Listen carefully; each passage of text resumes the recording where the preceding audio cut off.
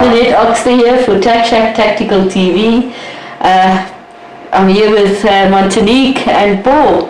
Hello. Hi guys.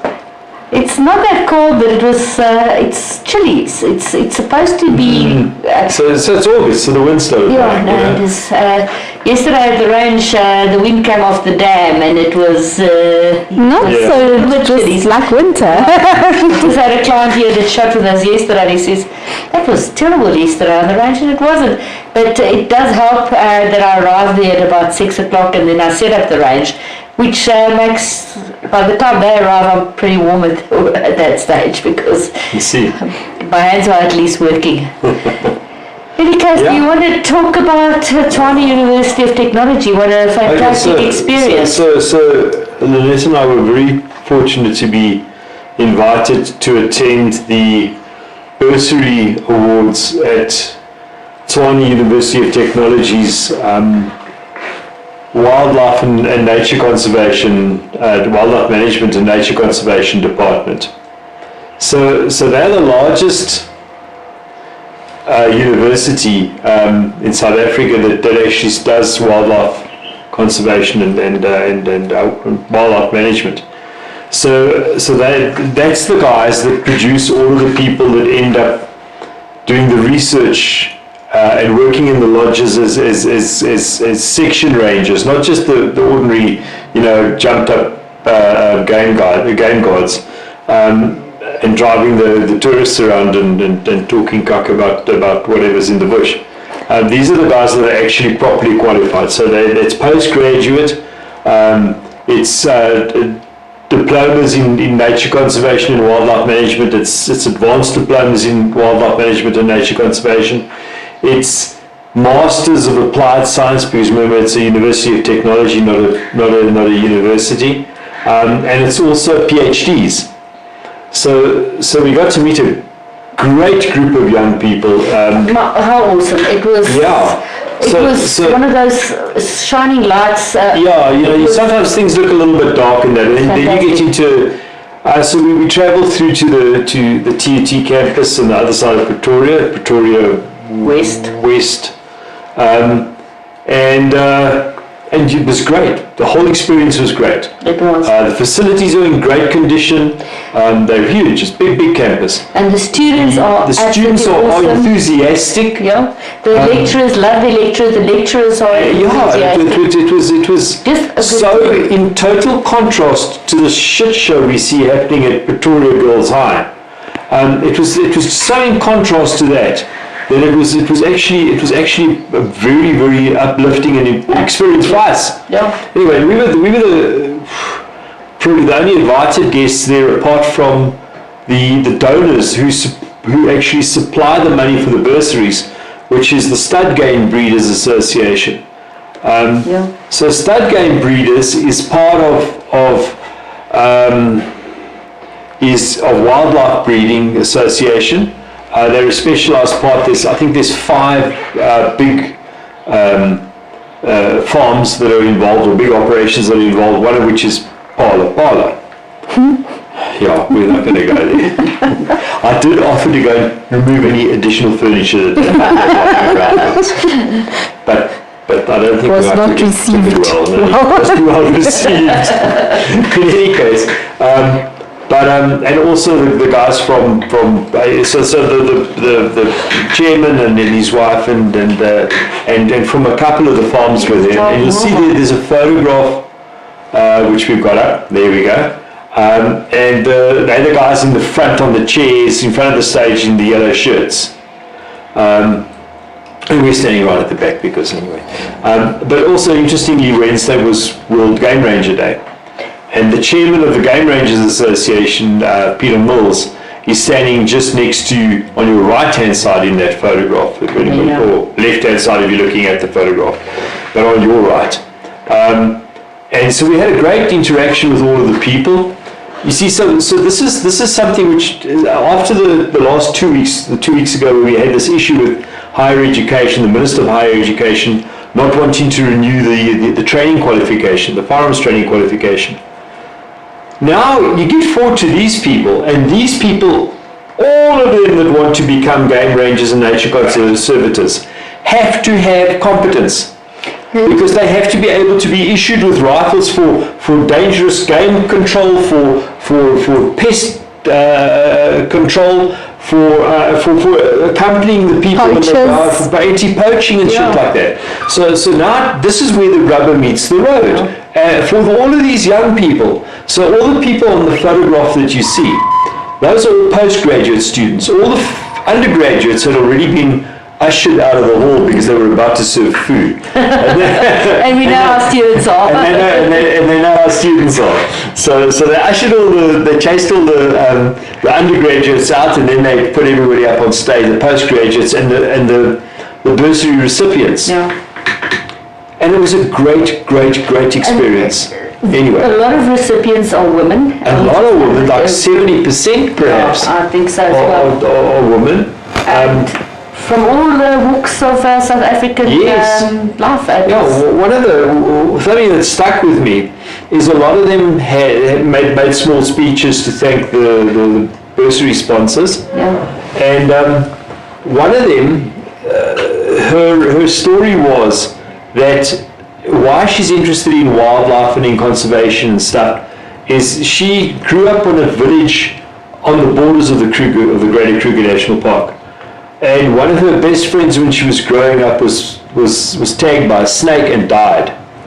And they couldn't identify the snake. So one of the important things about anybody that knows anything about snake bite is the first thing you have to do is you have to make sure you know what snake it was. If you don't know what snake it was, you rush the person to a hospital if you can get to a hospital in time, and you don't know what antivenom to administer. There are polyvalent antivenoms which will address a number of different. But if somebody's been hit by a snake that is cytotoxic and you give them neurotoxic antivenom, you're going to kill them. Yeah. So it's crucial, and because of that incident in her youth, she said she became obsessed with finding out about the nature around her, about the snakes and stuff. Sure. And that's a magnificent story. So she's taken that as a career now. And these people get snapped up. One of the guys travelled up from, he's working, he finished studying last year, and he's now a ranger at Addo Elephant Park near Elizabeth. And he travelled up from Addo to come and thank, because this was the people that also, the bursary recipients from 2023 as well. That have now graduated. And it was a magnificent, uplifting, hopeful experience. Yeah. So one of the ladies that I trained, she's just become the first female head of department. Yes. So she's on the extreme left, the seated people in the front. Dr. Nami Siraj Pillai. Yes, you got it. And she had a great story as well, which I'm not going to go into the details of. Crap. Sorry, some clients. It's what happens when you've got an active crime scene, active gunshot. So yeah, like, let's just move away because police are going to do a crime on us. So she had to do it. He moved to the gate, to the opening side of the gate. I think it was Gladys. Is it? Okay. All right, might have been. All right, sorry for the disturbance, guys. This is live, so shit happens. In any case, so that was a great experience for us, I think. And she did basics and business competency because she is in charge of the armory for the department. Oh, wow! The department has an armory. So why I was saying, so this was great given what we went through 2 weeks ago. It's another working part because they're flipping University of Technology. Absolutely. And this would impact all of them as well.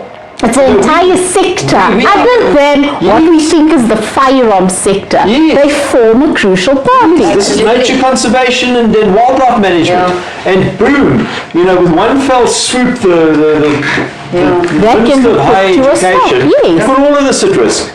Because if you can't get your competence, you can't get a job as a ranger or a nature conservator. Because you can't be issued with a firearm. Problem. He wants to walk in the bush with buffalo and lion. Yeah, Without a gun. Exactly that, or even doing something in the bush, doing research in the bush on pollution in a river, Yes. and you're wow. now you can't be issued with a rifle to protect yourself against hippo, specifically hippo. Phew. No, not right now, please.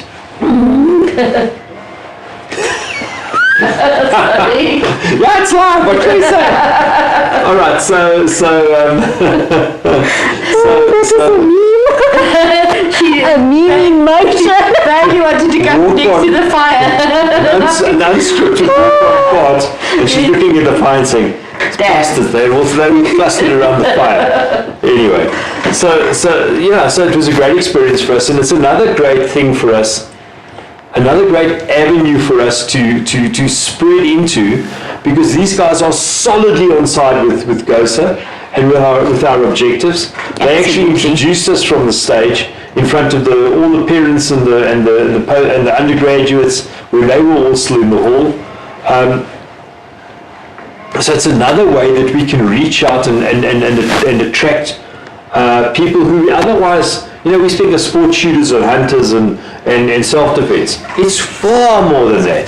So the wildlife management industry, so the game breeders and stuff like that, they represent 14% of South Africa's GDP. 14%. It's larger than agriculture. It's larger than mining. Yes. So if you put that together with tourism, they're way over 20% of our domestic economy. So threatening, we're a system, and if you threaten one part of the system, there's impact on the other parts of the system. Yeah. So this is what the government has done effectively, is they threatened one part of an entire system, and that one part of the entire system can reverberate throughout the system. Yes. And cause all sorts of problems. In any case, it was a great experience for us, and we will have a lot more experiences with them going forward. They've expressed a desire to become involved, and also because such a large portion of them are female, and a large part of the departmental management is female, they're quite interested in the whole idea of Girls on Fire and the women's empowerment, because if there's anything like that pushes the empowerment message for women, it's a young female game ranger who's proficient and in command of the situation. It breaks down all those bloody towers. All those silos. As I said, and that's fantastic. I didn't think that the experience was going to be that good. It was actually quite mind-blowing. For me, it was such a positive experience, because it was an affirmation. The students were happy. They loved their lecturers. The lecturers loved their students. And you can see it's much more than just passion. It's all of them have got a passion, which is fantastic. None of them was it just a study direction that they'd fallen into because it was easy, or whatever. Because this was all postgraduate. Most of the people we were dealing with were postgraduate, and there's a lot of them. There was a lot of them. Those people on the photograph, those are all postgraduate students, and apart from the few members of the faculty and the sponsors up front. So that was tremendously uplifting for us. It gave us a little bit of energy in what we do, because what we do is important to these people. And when I was explaining to a lot of the people, including the chairman of the Stud Game Breeders Association, when I was explaining to him about what had happened in the Pretoria High Court, they were unaware, and they were like, "But that's a threat. That's a threat to our entire operation." Yes, it is, Minister. Wake the hell up! Yeah. It seems she has, because she hasn't challenged. Touch wood. She hasn't tried to do anything. She's sat on. We were 2 weeks ago. We were sitting here and waiting for Monday morning. And it looks like they're regrouping in the back. Don't worry. But hang on. So this is part of what we do as well. So we publicize stuff like this. We bring it out in the open. And people get to hear about it. The reason why we persevered 2 years ago in the South Gauteng High Court and got that order which allows people to get the license, printouts. yes. The reason that we got that was because somebody shouted and whined and moaned about the fact that we were chucked out of court a couple of months previously. So we got a decent judge, we got a senior judge who could actually impress upon the state that they had to make a plan with us. So a lot of this background social media and publicity actually benefits us. And we're, I think, one of the only organizations that actually gets involved in that. A lot of the rest of them are like, oh, don't rock the boat. Whatever you do, don't rock. Rocking the boat works. It does. Rocking the boat delivers results. You know? Anyway, so enough of that. On to a sad matter. Yeah. So I heard yesterday that Olivia Jasriel, so she's our, what do you call it? She was the second place winner of our Fighting Spirit Award last year. I interviewed her for the first time in 2022. I interviewed her for the second time in 2023 and have become pretty good friends with her. We've supported her in some of her court cases. And she passed away yesterday morning. So who she was the as a young girl she was 12 years old. She was a target of that pedophile and kiddie fiddler Bob Hewitt as a tennis player, as a sports person, and she, as a result of that, her parents, she came forward and she said, no, this is not right. And as a result of that, her parents actually took Bob Hewitt's spot. And she ended up being estranged from her parents initially, and then she fought. She fought to have Bob Hewitt dragged to court, exposed, dragged to court, and sentenced and sent to jail. That's an incredible thing to do. It's think about it, what a young girl without any proper family support system. She only did a little bit later in life after. It doesn't matter. But that anyway, trauma lives with you. Yeah. So she hasn't been particularly healthy for a while. And you'll see her in the photograph with Lynette. I think you've cut Keshi out of the photograph, if I'm not mistaken. No, okay, so the other young lady on the extreme left, your extreme left of the photograph, on the extreme right, as they sit seated, is Keshna Skuman, who won last year's Girls on Fire Fighting Spirit Award. Olivia is sitting in the middle, and obviously Lynette on the extreme left. Anyway, so it's very sad. It's really sad. Quite sudden. The family hasn't released the details of how she came to pass away, so we're not speculating on that. There will be an event. Lynette has just been contacted by the Riva Steenkamp Foundation in the Cape, and they've asked Girls on Fire's assistants to set up a memorial service up here in Gauteng. And Lynette has just contacted, I think, SA Women Fight Back, and together they're going to put something together, and the results of that, I think in about 2 weeks' time. About 2 weeks' time. And so that's great for that. We'll post the details up as they become available. There's 2 videos on our YouTube channel as well, where she tells the story. The last one was quite sad because her mom passed away, and she in the UK, and she still had such unfinished business. So after this whole thing happened, and she managed to get the kiddie fiddler put away, she started something called the Jasriel Foundation, named after herself, obviously, and she helped thousands of not just women, I think children in that were specifically in the sporting milieu that had been messed with.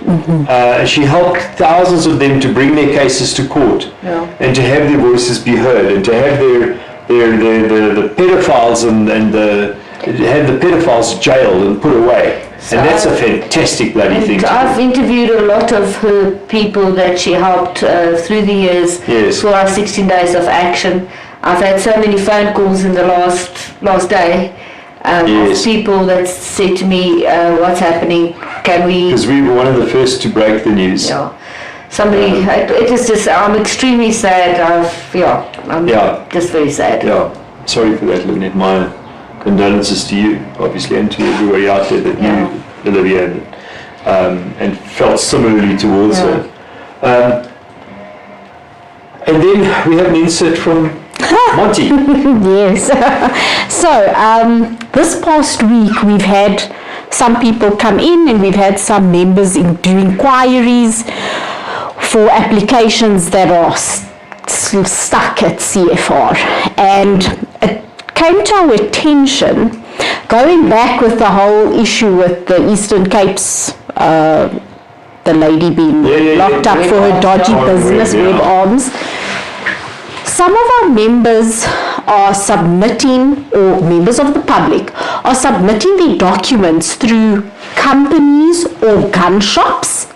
And when I say their documents, their applications for competencies, renewals, etc. It's not legal. It is not allowed. Because now things are missing, and you ask when fingerprints were missing, and we're like, okay, but who did your fingerprints? Oh no, I did it at the gun shop. Yeah, we've got our own fingerprint pad. How? So Who the chain said of so? so it becomes chain of evidence, chain of custody. Who guarantees that that's the real? Who guarantees that the guy, the form they submitted at the DFO hasn't got somebody else's fingerprints on it? Yes, it's someone else's fingerprints that they've submitted, and it implicates you.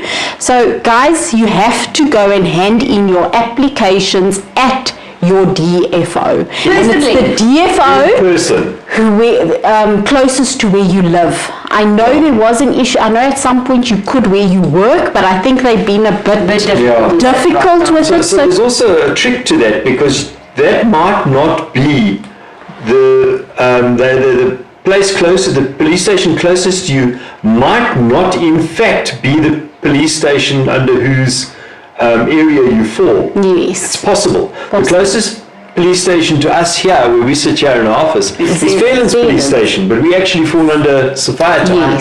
So be aware that you have to find out which police station you actually fall under, which precinct you're in. Because they're also using that as an excuse but to now. But they're doing it even for SAPS 271s. I'm like, you cannot... if you have a hand in a SAPS 271, you have to be present at your police station. So they're doing this with competencies, they're doing it with license renewals, new firearm applications. Don't become involved in this, please. It makes everything bad for everybody. Yeah, we had a guy phoning Lynette earlier this week, inquiring about, his friend had got a deal to do competence through Lynette. And then the guy phoned me and said, no, don't worry, I've sorted it out, I've got a better plan with somebody. Faster. Oh, really? It's literally faster. There ain't no better plan. You know, there's the way, or there's the highway. And unfortunately, when you call us, because the cops are at your door at 10 o'clock at night, and when the investigation happens and we find out that you have actually, in fact, done something illegally, we can't help you. Yeah. We can't support illegal activity. That's it. It's illegal. Yeah. So as much as there's companies out there that are saying we can put your license back together, and no, we're gonna go and there's no, they can put your pack together, you make a copy of that pack and you personally go and hand your application where your fingerprints will be taken, and if it's competency you may have to go with your spouse or one person for them to interview. You're going to go with your references. It may be required. It's a pain in the ass. We understand, we get it. That's the way. But if they catch more and more people doing the wrong thing, they're just going to continue being a pain in our ass. Indeed. That's what it is. So please, guys, don't do dodgy shit. Do the right thing, please. Because otherwise it makes us look bad. It also makes all firearm owners look bad. And then the government has got something to say. Exactly. Absolutely. And how much you want to bet? The minister's looking into this car and Web issue. Yeah. Web Arms. That's going to come back and bite us in the ass. It's going to come back and bite us in our bums. It is, 100%. So please, we're just pleading to the public, guys, rather do the right thing. We know it takes a little bit of time and we know it's an inconvenience, but rather do the right thing. Yeah. Yeah. Okay, so I'm having a nightmare with Lady Stop Shop. Sometimes to try and figure out what they've registered in which name. Some people over-register, take one registration. Krachtig. We didn't do the krachtig. It's not on the list. Sorry, you'll mention it. Sorry for No, it's all right. And then they would register, and then they put the second person will take out, they actually delete the first register. They use one profile to try and register two shooters. And then they delete each other. Somebody's going to disappear. And then they say to me, but you deleted me. Like, no, I didn't delete you. We've got clever software. The clever software says, Pity logged on and deleted so-and-so, put his name in there or her name in that place. Yeah, exactly. So the software tells the truth. So we are Can't fool the bloody software. starting to come close to it. It's less than a month away now. Scary. No, it's less than a month. Yesterday was a month. Sorry. It's just to get those last Gonna things be in fun. order. It's going to be great. Yeah, it is. I think if there are open spaces last minute, one or two, you'll let some of the ladies. Yeah, we had a great day out last Friday. The whole team went through to Wild Man in Silver Lakes. We had the trailer out there.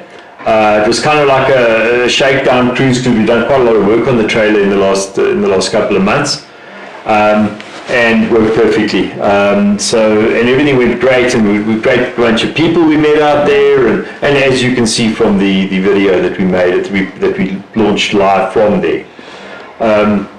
So the next thing that's going to happen. It's actually next week. It's next week. It's next Thursday. Wednesday we're going to have to drag the trailer through to bloody Drayton. Okay. Alright, so it's krachtig time again. So Sakelig is krachtig that they invite us to, and they give us a monster big space right in the middle of the and we've got the layout of the show, which has now grown significantly again. So that normally has like 45,000, probably up to 60,000 people that visit it. So it's a big show. It'll be your first one, eh? Yes. Yeah, so we'll be there. We're dragging the trailer through on Wednesday afternoon. We'll be there Thursday, Friday, Saturday. They don't do Sundays. Vrijdag, zondag is kerk. So we'll be there for 3 days. Please come and visit us there. It's a great show. We're going to have really a lekker show. Nice food. The Tannies makes nice vet cook and pannekoek and stuff like that. And if you're in any way interested in in growing your own food, sustainability, plants, water, electricity, anything like that, this is the place. Everything comes together at that point.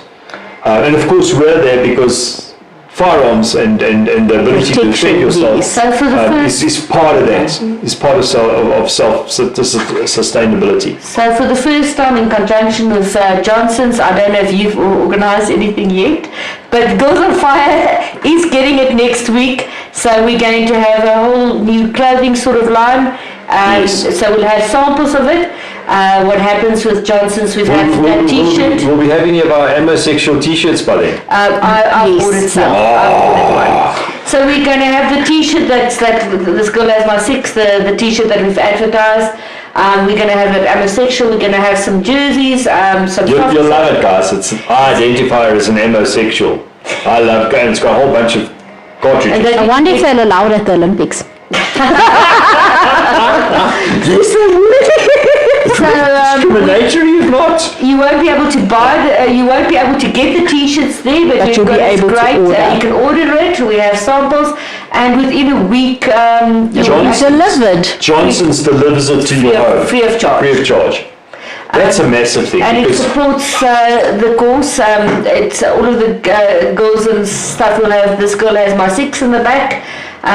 It's just, there's some nice jerseys, there's all kinds of soft shell jackets, some formal shirts, etc. For years we held stock of clothing. Which we're still trying to get rid of. It's a nightmare because you have to have all the sizes and all the colours, and then you end up with half a container full of the stuff that nobody actually wants. And then you've got to cut the prices, and then you end up making a loss, and it's a nightmare. So Johnson's has very kindly stepped in and said, listen, what we'll do is we'll give you a discounted rate, which is then your profit margin. We'll do all of the printing and the embroidery for free, and we'll send it to your members or to your customers for free.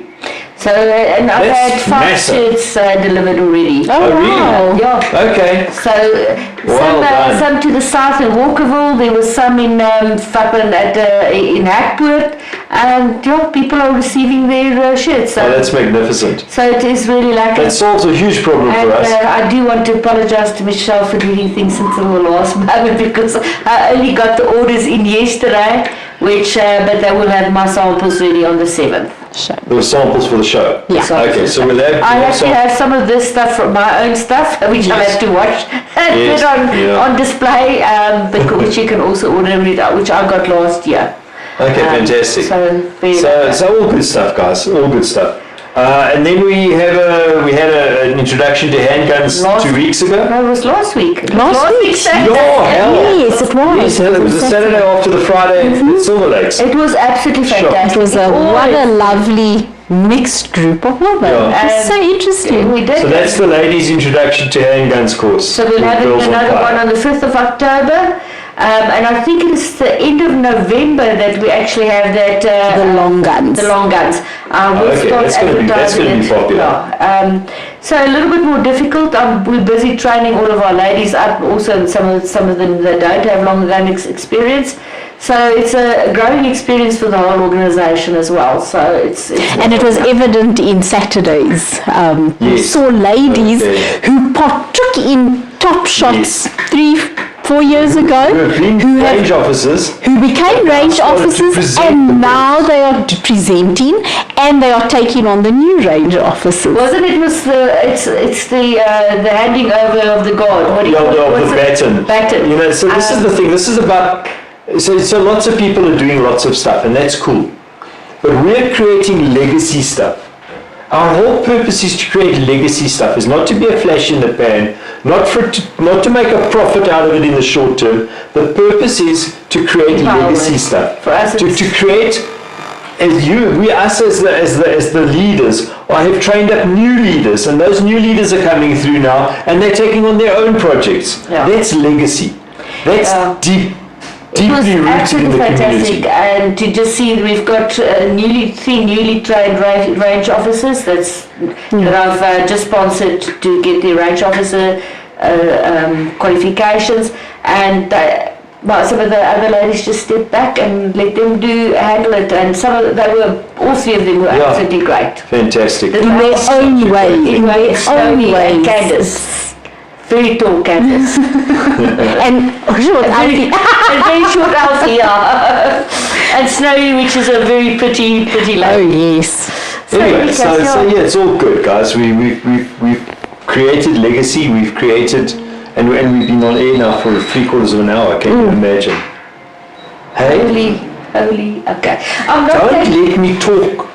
And you know what? I'm not going to end it off. I nearly said a swear word. You swore about 5 times. We didn't say. You did.